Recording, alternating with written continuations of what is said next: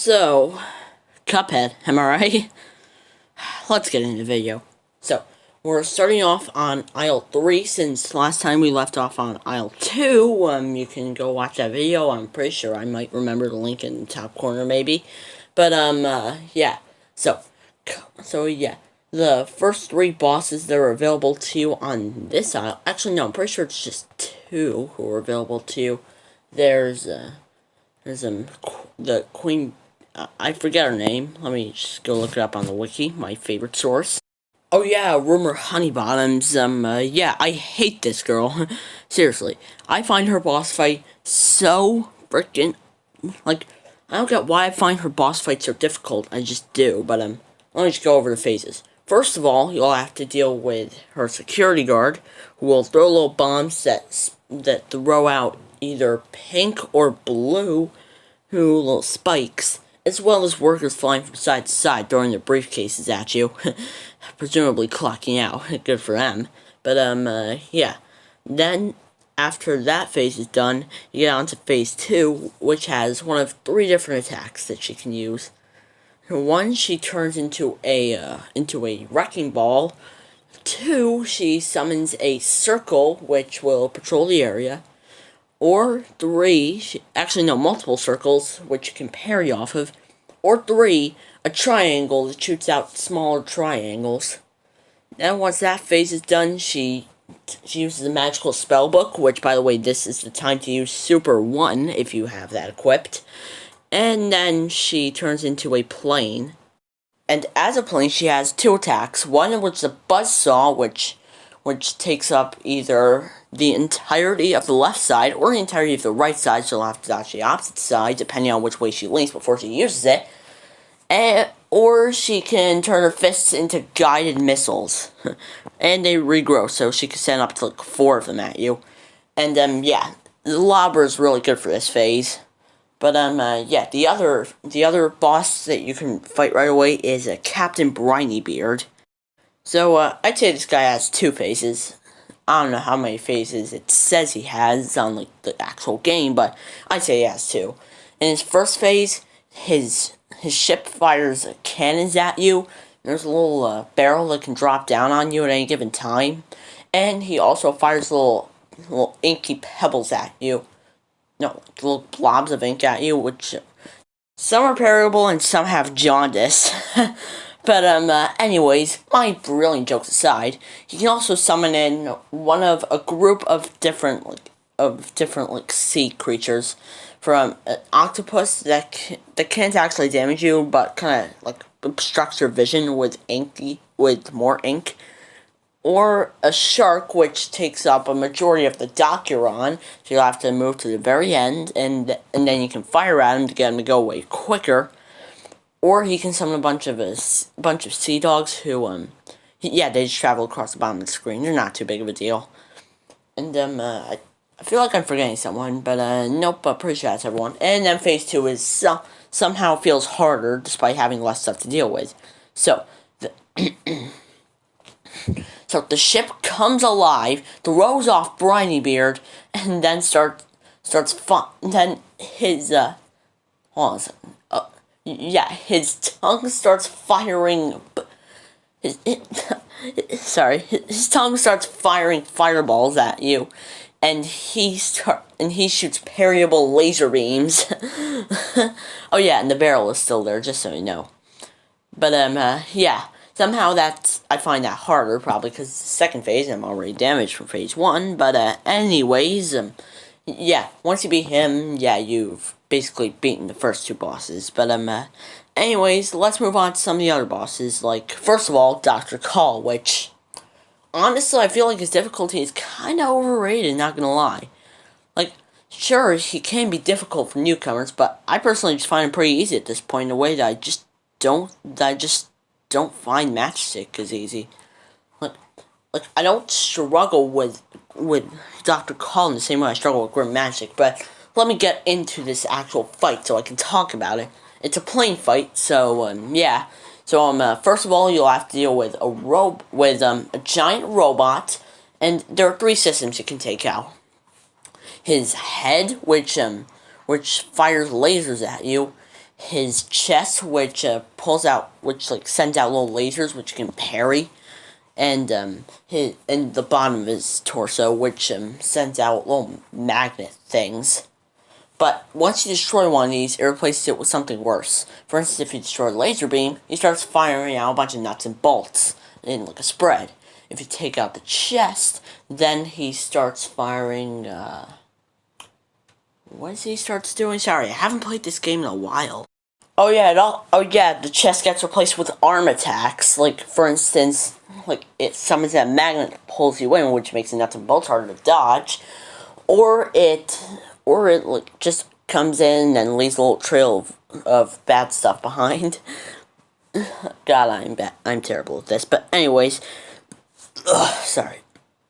But yeah, and there's also the lower torso, which if destroyed, it'll replace it with guided missiles. Sounds hard, I know, but I don't really struggle with it, especially with some of the DLC like items.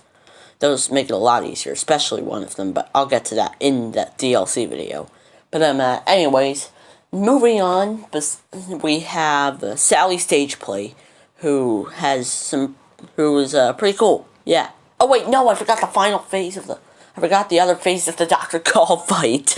I'm an idiot. But anyways, speaking of the Dr. Call fight, after you defeat, after you destroy like this little heart after like opening up the chest, then he fires his head at you and it goes across the top and bottom of the screen, and pretty simple to get rid of. Well, besides the homing missiles still being there, but that's besides the point. And then the final phase gets rid of the homing missiles, and now little Dr. Eggman knockoff over here pulls out a Chaos Emerald and starts firing little pellets at you. And they go all across the screen, and honestly, I get how people struggle to dodge these, but honestly, it's pretty simple for me to just turn it to mini mode. And a few you can even parry, which is very helpful with parry ring. Oh wait, no, that's DLC items. Ah! But yeah, once you beat that, then yeah, you've beaten Dr. Call. But yeah, now we move on to Sally Stageplay, whose first phase consists of a few different attacks. First of all, she will turn into she will turn into her parasol and turn into a little ball. And then she will leave behind, I don't know what it is, but something for you to avoid while she does her other attacks. She can also throw a kiss, which you can parry, which will help you get the secret phase, unless you have Miss Chalice. Oh my god, why am I still talking about the DLC? But, yeah. Pretty sure there's also another attack I'm forgetting. It's probably not that important. But, yeah, once you've beaten that phase, then, then you move on to phase 2, in which she will start attacking you with mice, which like they drop from the ceiling, and also babies throwing bottles at you. And yeah. Then there's phase 3, yeah, where she turns into a goddess and starts throwing waves, meteors, and stars at you. And you need to parry the star inside of the meteor to jump over the waves. Oh yeah, and also lightning bolts. But yeah, then we move on to the final phase, which is kind of like the curtain call. Like you'll have to avoid her parasol while also shooting at her, and yeah. You can also parry off of some roses, but you'll have to dodge the others. And then, boom, knockout. So now we move on to Werner Werman. Werner Werman is the German rat who, yes, he's a pretty cool character. So, first phase, he fires little springs at you, which you can parry off to jump over his charge attack, as well as little pieces of garbage, some of which you can parry off of, and also bombs. Yeah, he has access to bombs. But, yeah. Second phase, there's 2 platforms now, and on one of those platforms, and, like, on both sides, there's bottle caps, which you have to dodge, while also dodging his attacks, such as flamethrowers. That's about it. But, yeah, you can get some pretty decent damage on him here. But, then there's his final phase, Katzenwagen, in which is basically just a giant remote-controlled cat, which, spews out ghosts, which fire little parryable projectiles at you. And, then the cat itself, Katzenwagen, hits the ground, so you'll have to dodge his paw, and then little pieces of the ceiling falling off. So, yeah, pretty cool final phase. And then, that's the end of that. So, now we move on to Cala Maria, another plane level. So, the first phase of the fight is, so she can pull out pufferfish, some of which you can parry, spit out ghosts, which you have to dodge, like pirate ghosts, and she can also bring out one of two types of fish. She can either bring out a fish which spits out I think it's an eel, which goes around a circle pattern tracking you, or a red fish which spews out little fireballs, some of which can be parried. Pretty cool, right? And then there's a second phase in which she turns into a gorgon because, yeah, apparently she's a siren, I think. It's like a siren, mermaid, Medusa combo. I don't know. Anyways, yeah, she starts trying to. She can turn you to stone in between attacks, which you can break out of it, but it will delay you in your attempts to do so. And there's also little eels that spawn beneath her, which can easily be taken out by your plane super. But, yeah, they spit little electrical thingies at you, which you can parry. And then there's the final phase, which is just her head, because somehow defeating her second phase from the rest of her body is stone, in which you'll be in a much smaller area, having to deal with her stone laser eyes a lot more. And also little spikes and little like skull bubble thingies. But then once you beat that, you beat Cala Maria. So any other bosses I've missed so far? Oh yeah, Phantom Express, the final boss of Inkwell Isle 3. Oh yeah, I should probably also talk about the mausoleum, but I'll do that after this. So Phantom Express consists of 4 phases. First of all is a ghost which doesn't have any eyes on its face, but instead on its hand, and it bounces those eyes at you, so you'll have to dodge those. And also you're following a train on a little platform which can be moved by either you parrying it or little pink bricks that drop. So yeah. First phase, pretty simple. Then we get on to phase 2, which is the conductor, who is a giant skeleton who will try to crush you. So you'll have to dodge that. Oh yeah, there's also little flying pumpkins which drop bricks on, so they try to move your cart. So you can get attacked more. And then there's but don't worry, the bricks can also be parried, so that's all good. Then there's phase 3, which is 2 things. I don't know what they are, like little lollygoals. And, yeah, they spew lightning out of their mouths, so you'll have to stick to the sides for this, to the far side for this one. That's my best advice. And then there's the final phase, which is the train itself, growing legs and following you. So, yeah, you'll have to attack it by parrying its tail, because yes, this train has a tail, and attacking its furnace. But it will also spit fireballs at you and little rings, which you'll have to dodge. So, pretty chaotic final phase, but yeah. And then there's the mausoleum, which introduces a new type of ghost, which breaks off into smaller ghosts once it's parried, so you'll have to deal with those too.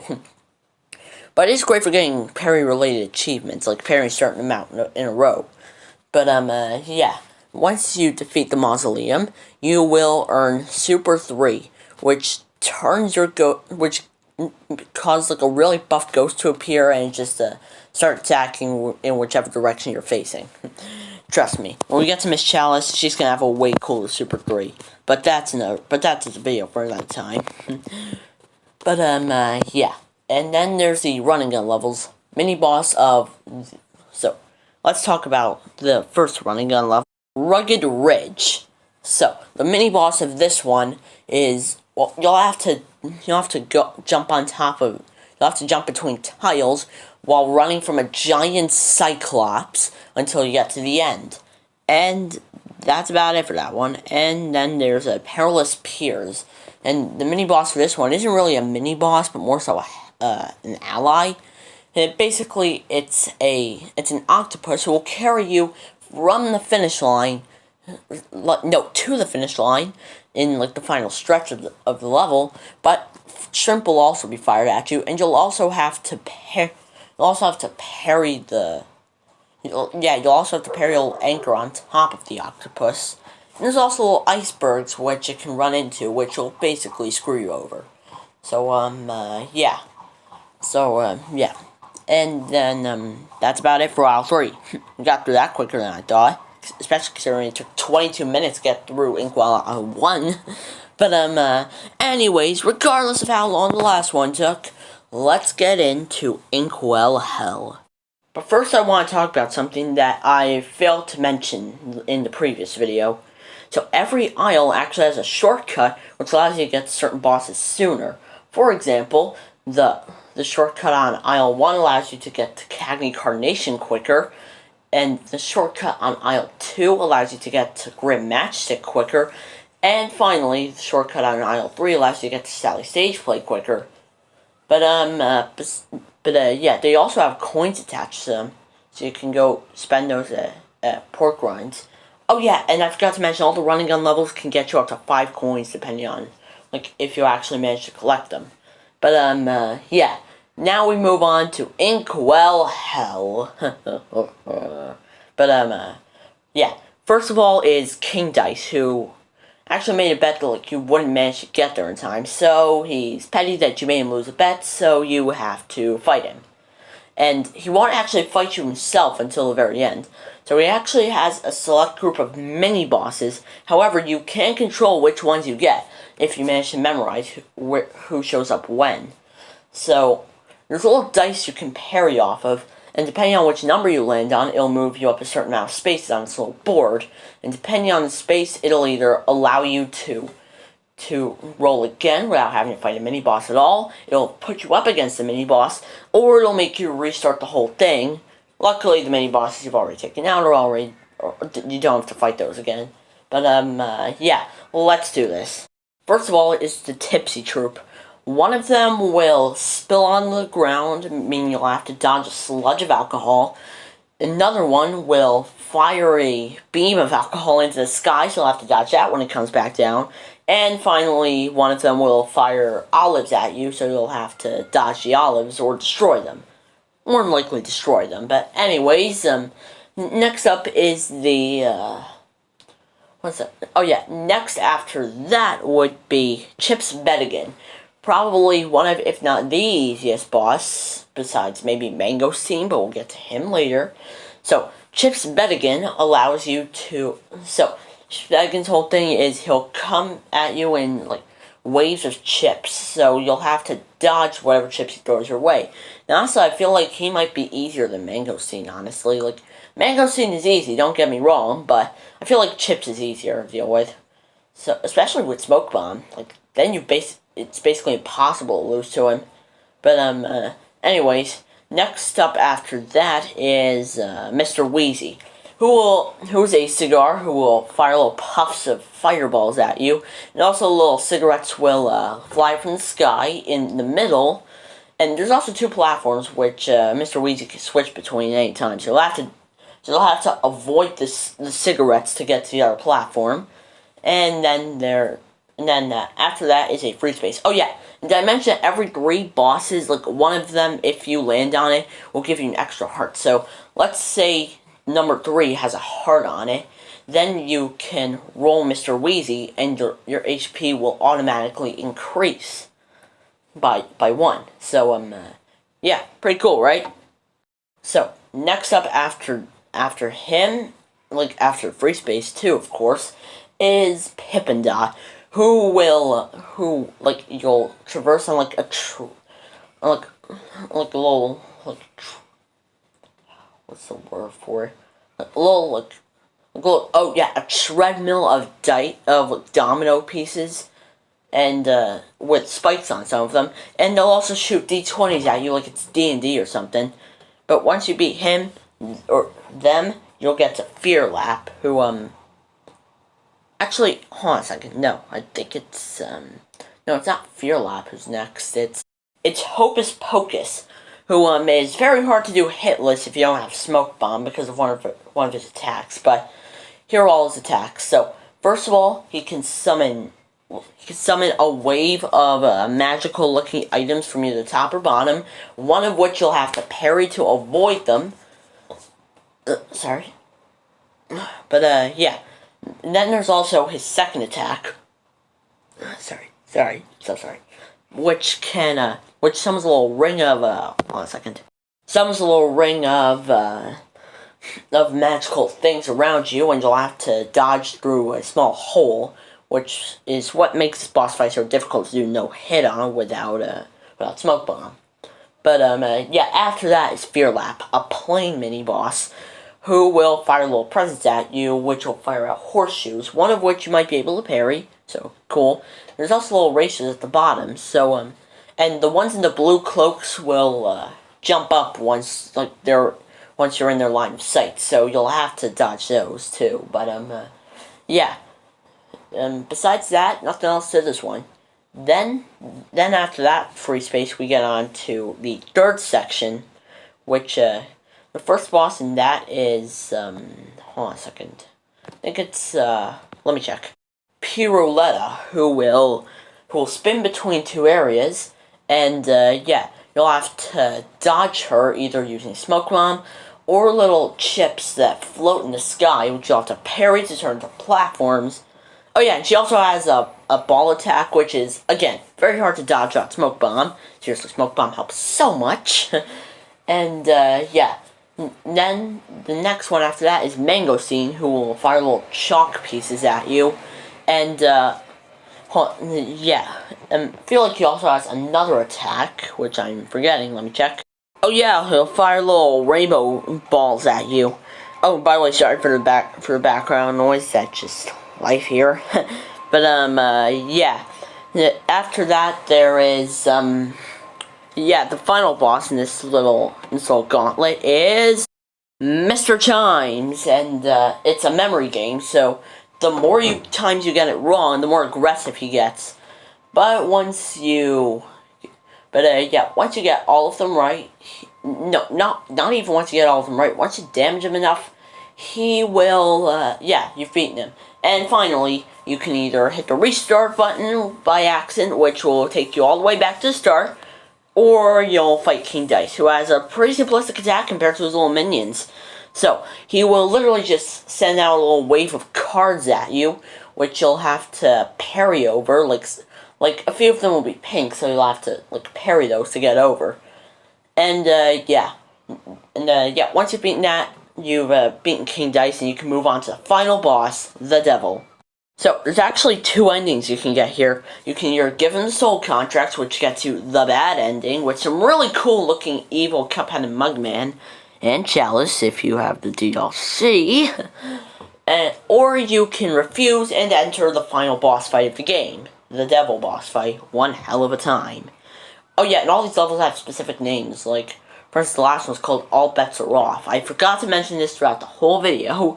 Like Kenny's Floor of Fury, for instance, or, yeah. So, this one's called One Hell of a Time, and he is the final boss fight of the game, the Devil. So, he has what's that? No, pretty sure it has 2 phases, technically 4, but, yeah. In phase 1, he has 3 little spells he can cast with his, yeah, pretty sure it's, yeah, 3 spells he can cast with his pitchfork. One of them is his, hold on a sec. One of those spells is that he can summon, a little ring of flames, which will, attack you one by one of which is parryable. The next one is, a little ring of fire surrounding a single flame in the middle, which you can parry, which will, just move across the screen. And, then there's Then there's his third spell, which is a bunch of balls which will bounce all over the arena, one of which can be parried. And there's also little devil minions which can come across the screen. You have to kill those. I mean, if you want to, you don't have to, but it does help. And then there's his transformation spells. His first transformation spell is a snake, which depending on which side his neck is leaning, in between him starting it and him actually appearing as a snake, he will go on either left or right. So you'll have to go to the opposite side. And yeah, then there's his spider transformation, which will literally just drop down from the ceiling on you, try to damage you from there. And then finally, there's his third attack, his goat attack, which yeah, he'll throw into little hooves, which will cover up the entire bottom of the screen for a moment, so you'll have to jump in. So you'll have to do a jump dodge for that one. And yeah, then there's his second phase, in which he will take off his own skin and jump into a hole, and somehow he'll be there, very big, and with his skin back on somehow. So, yeah. Again, I am so sorry for any background noise you're hearing. That's just, again, just life here. But, yeah. So, yeah. In the second phase, he'll summon his little henchmen, which will actually become very important when we ever get to the Cuphead show. And, he will also... Oh, yeah, those henchmen spit little skulls, some of which can be parried. And he will also summon in little bombs, which you have to parry, or also cover up half the screen for a sec, which will more than likely damage you. Or he can summon a little swinging axe, which you'll have to dodge. And then in his second phase, he'll be a little more angry, so he'll have the henchmen in there. But now 2 of the 5 platforms you have will have disappeared. So you'll have less space. And then, yeah. He'll also summon in little things for his forehead, which will kind of swoop down, do a little arch, and then swoop back up. Now once you beat that phase, you get onto his final phase, which is very pathetic. You have one platform left, and he is literally in tears right now, and so you'll have to dodge his tears, then get back to the platform, and damage him in between that.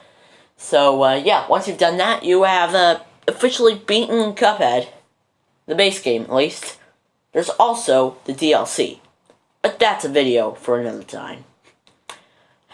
See you then, buddies.